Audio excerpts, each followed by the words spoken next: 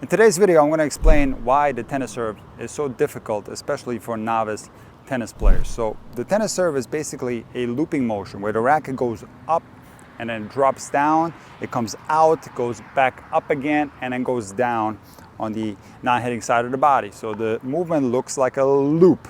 And this is something that I will sometimes do with my beginner players, and they can get a pretty good grasp of this movement in the first lesson. But the reason why the tennis serve is such a tricky movement for players to execute, not only novices but even intermediates and sometimes advanced tennis players, is that while this movement might be quite easy in isolation, as soon as you toss the ball to yourself, this movement becomes extremely difficult. You can see there, I am an experienced server and I framed that ball. So once we toss the ball up into the air, everything changes. Now, why would that be the case?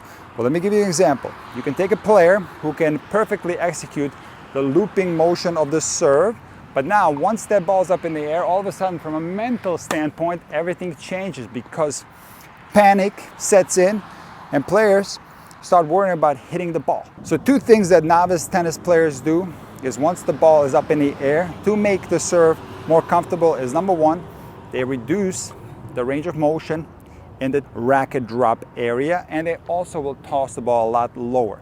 When they toss the ball lower, the concept of making contact with the ball is a lot more simple. So a novice serve will often look like this, a low toss and then a very shallow short movement on the other end. Often what you will find is that players will rarely hit the serve with a full extension. And the reason for that, again, is that players feel more of a comfort when the contact is occurring close to them. They feel a sense of security doing it that way. So what can help tennis players of all levels is to compartmentalize the serve. And I'm going to explain what I mean by that. So there's going to be three basic styles of serves. There's going to be the abbreviated serve that doesn't have much of a backswing, where the racket starts here. And there's going to be the up together type serve, where the toss and the take back is occurring simultaneously. And there's going to be the lag, where you toss the ball first while the racket lags behind. So let me show you all three. This is the abbreviated serve. This is going to be the up together serve. And this is going to be the lag. So the confusing thing with a lot of players is that it does make sense to simplify the serve. It's a lot more simple to have an abbreviated serve or to have an up together type serve.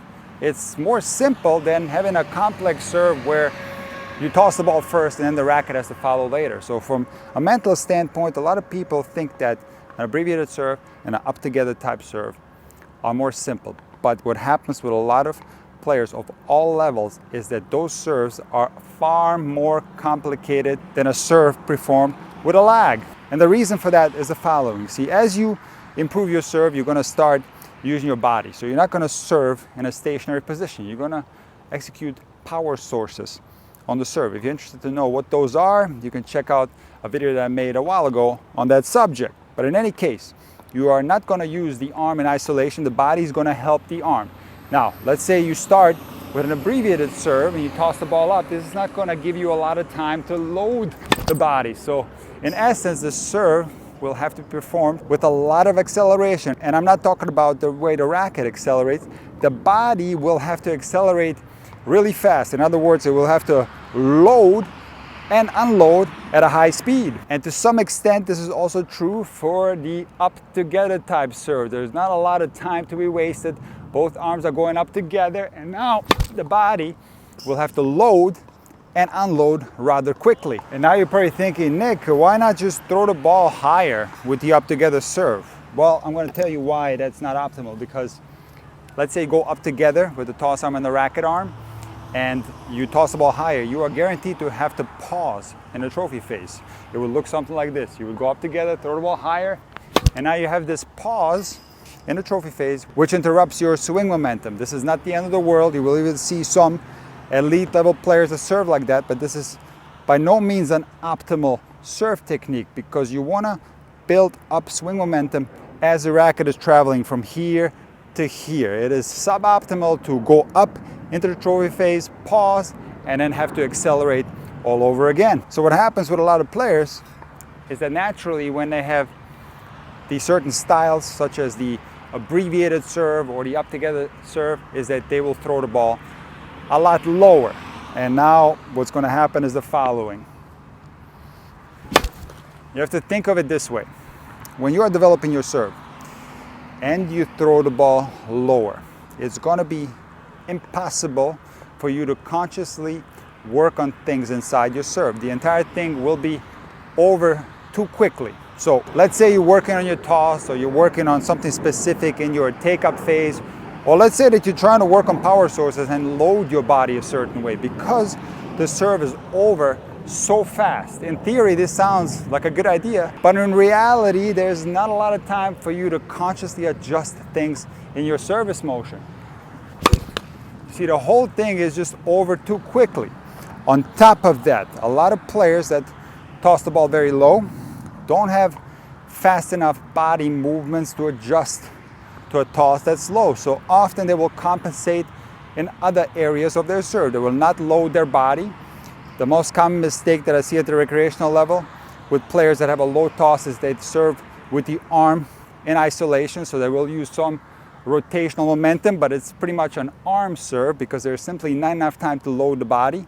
And also some recreational players will compensate for a low toss by not dropping the racket low enough. They will shallow out their racket drop. And on top of that, because the toss is so low, they can't time the ball right, they won't make contact with the full extension of the arm. Now I know that you are aware of players at the elite level with fast service motion. But what you're not aware of is that I did a tremendous amount of research on the serve. And it's an extremely small minority of players that has a fast serving motion a la Nick Kyrgios, Roscoe Tanner, or the Bryan brothers. The vast majority of elite level serves have a slower rhythm. In other words, they will throw the ball a little bit higher. They will usually serve with a lag that involves a pinpoint stance, and generally it's going to be a more gradually accelerating service motion. The type of serves that you see that go from 0 to 100 a la Kyrgios are a rare find among elite level tennis players. And the reason for that is that these type of serves have to match the body of that type of player. It needs to be a serve that was struck that way from day one, that comes natural to a player. It is going to be impossible to adapt a serve with that style if it doesn't come natural to you. Now I can try to demonstrate it. I'm going to try my best to do the Kyrgios serve, and let's see what happens. So I didn't do a good job there. This is definitely a weaker serve. And what I usually do, I'm sure there was problems in the loading phase. It felt really bad on my shoulder, so I'll probably overuse my arm. In other words, there wasn't enough time for me to load the body properly. Now you have to understand the context. This is coming from a player like myself who has a lag serve. So this is my normal serve. What I do is toss the ball first, I lag the racket behind, and I gradually accelerate the racket towards the trophy phase. You can see there was a lot more body involvement. So what you have to understand that if you're developing your serve, compartmentalizing the serve is going to be a great benefit to you. Not only will you be able to work on the toss in isolation, for example, but also because the racket is coming from a lower place, this gives the body time to load. You're going to be able to consciously load the body because you'll have more time to do so. Think of it logically. We're going to toss the ball first. Now the racket's going to be on the bottom. The ball is going to be up in the air. Now the racket will start to go up gradually, slowly. As the racket is going up, now we have all the time in the world to load the body perfectly and then accelerate the entire system into the contact. Now, of course, this doesn't work well with a low toss. Yes, there are players who have a lag, such as Nick Kyrgios, and toss the ball quite low. But again, this requires a super explosive movement right from the get-go. What you will see on the vast majority of elite servers is a slow acceleration, a gradual acceleration starting from the bottom to the top. And if you think of it logically, while this might appear more complicated, compartmentalizing the serve, going slow to fast, tossing the ball a little bit higher, will not only give you more time to execute all these actions, but if you happen to be working on your serve and developing it, it's going to be a lot easier to do so. Compared to a serve that's moving so fast where you have absolutely no idea what just happened once you hit it. That is the reality of serving a quick serve like this.